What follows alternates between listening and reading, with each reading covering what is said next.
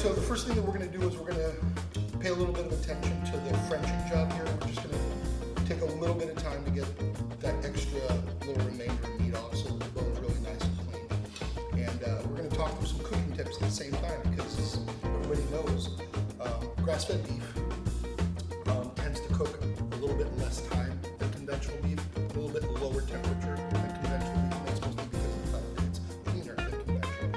The river sear is typically going to be the most approachable method for anybody that's attempting this. Okay, so once it's nicely trimmed and cleaned, once it's come to room temperature, and once it's nicely and aggressively seasoned, we're going to go ahead and place it onto a rack and into a 200-degree oven.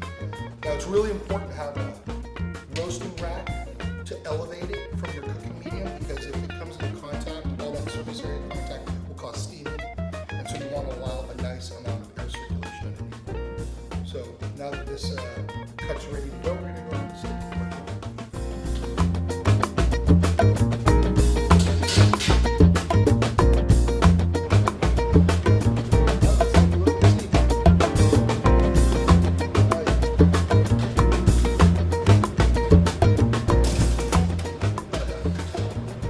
Take this right out of the oven and put it directly into the hot pan.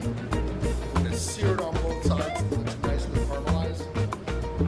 Alright, it's getting ready to smoke. We're going to go in. Presentation side first.